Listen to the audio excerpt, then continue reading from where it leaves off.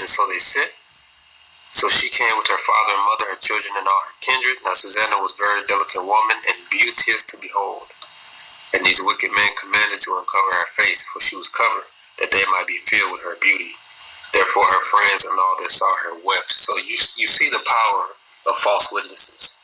Those two men, they were, well, I'm at 33. The scriptures tell you that those men, let's see, the scriptures say they were two ancient men to be judges. So whatever they said, of course the people are going to believe because they were the ancient men and they were the judges. You see the power of false witness, and that's why it's in the law. If you go to Deuteronomy chapter 5 or even Exodus chapter 20, it says, 5 and 20, it says, neither shalt thou bear false witness against thy neighbor. And that's why the scripture says that you ought to have 2 or 3 witnesses, because that reduces the chance of you bearing false witness. But if those 2 or 3 witnesses choose to bear false witness, guess what? There's wickedness. And unfortunately, that was happening back in Israel. You got it happening literally every single day. Even amongst Israel, people bearing false witness. And there's a reason why it's a law against that, because you see the power that they have. It could literally be a life and death situation. So if I go back, it says, okay, so they started to lie, right? But through the Spirit, which I don't have to read anymore, but pretty much through the Spirit jumped on another man to call him out on their BS. And what he did was he cross-examined them. He separated them. And he said, you wicked ass dude, I know you lying, so tell me, where'd you see her at? Tell me where you see her, tell me where you saw him. And they had 2 different answers. And they proved to them that they was false witnesses. But let's see what happened to them. His name is Daniel. So this is Susanna chapter verse 59. Then said Daniel unto them, well, thou hast also lied against thine own head, for the angel of Yahweh waiteth with his sword to cut thee in 2, that he may destroy you. Was that all the assembly cried out with a loud voice, and praised Yahweh, who saveth them that trust in him. And they arose against the 2 others, for Daniel had convicted them of false witness by their own mouth. And according to the law of Moses, which I'm going to read, they did unto them in such sort as they maliciously intended to do to their neighbor, and they put them to death. Thus the innocent blood was saved that same day. Because if you go to the law, which I believe I have, Deuteronomy 19 verse 16, if a false witness rise up against any man to testify against him that which is wrong, then both the men between whom the controversy is shall stand before the Lord, before the priests and the judges, which shall be in those days, and the judges shall make diligent inquisition. And behold, if the witness found to be false, and had testified falsely against his brother, then shall ye do unto him as he had thought to have done unto his brother.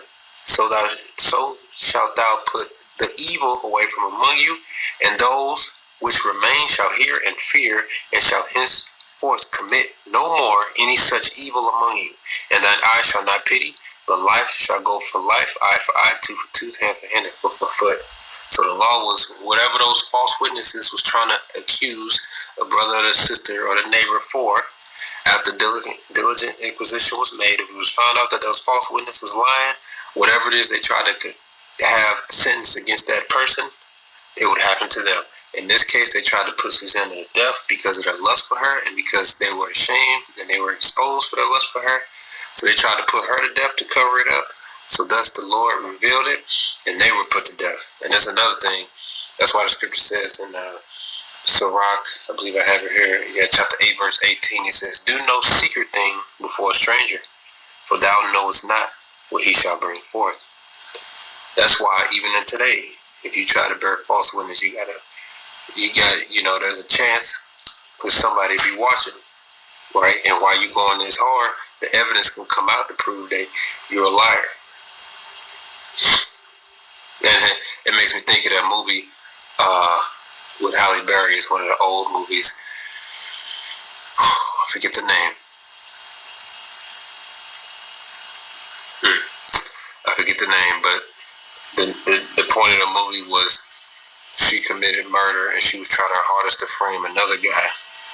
And by the time when she finally convicted the guy in the courtroom and planted the evidence that the dude was guilty, the guy who she was with the whole time, he realized, he was like, I know you set all this up. And he lusted after her. So he said, well, what are you going to do now to keep me quiet? So she had one problem after another. She ended up killing that guy. She stabbed him, right? Because he outed out her plan. But if you notice right at the end of the movie, her neighbor was looking through the window the whole time, and that's how it ended. So it pretty much ended with her killing somebody to cover up a murder she committed, to killing another person to cover up a wrongful conviction, to now being seen again killing someone else. I forget the name of the movie, but you get my point. Do no secret thing before a stranger, for thou knows not what he shall bring forth. So this is why you're supposed to be sincere and righteous at all times. And this is why we got to get the hell out of America. Because this man here, Anthony Ray Hinton, he lost 30 years of his life due to what? False witnesses.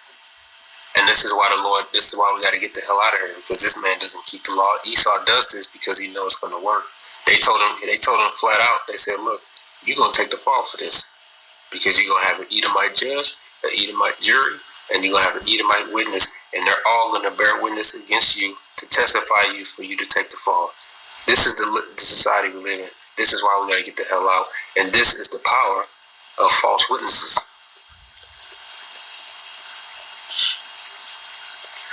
Last one, this is Proverbs 28, verse 15. It says, a man that beareth false witness against his neighbor is a maul and a sword and a sharp arrow. Because the Lord does not like false witnesses. And that's why the scriptures tell you not to accustom your mouth to lie. Because you're going to lie so much that you're going to find yourself in the same hole that you tried to dig for someone else. And you're going to be justifiably punished and destroyed for that. You know, just like Susanna, she was literally about to lose her life over a lie. That's the power that false witnesses have. And that's why it's in the law that you should not do that. And you should not practice that. And it's also a reason why we got to get the hell out of America. And this is why Esau, Edom, the so-called white man, must be judged. Because they do this every single day. For over 400 years, they've been false accusing us to put us down. Just watch the movie The Hurricane with Denzel. That one devil was after him forever to plant that evidence on him. And he wanted him locked up all because he assaulted a pedophile, because he stopped somebody from trying to commit pedophilia with his friend. And that devil said, I want you gone. So ever since then, he's been pursuing that man his entire life to lock him up. And Esau has success with that. These are actual true stories. And these are just stories that's reported on, man. This stuff is literally happening every single day as we speak. This is why Esau, Edom must be destroyed and put in slavery, because of what he's doing. He's in complete violation of the scriptures. The Most High has absolutely nothing to do with the wicked, man. He said, what hast thou to do to declare unto the wicked? He said, what hast thou to do to declare my statutes, since thou hatest instruction and cast my word behind me? That's you Edomites, man. Most High ain't got nothing to do with you.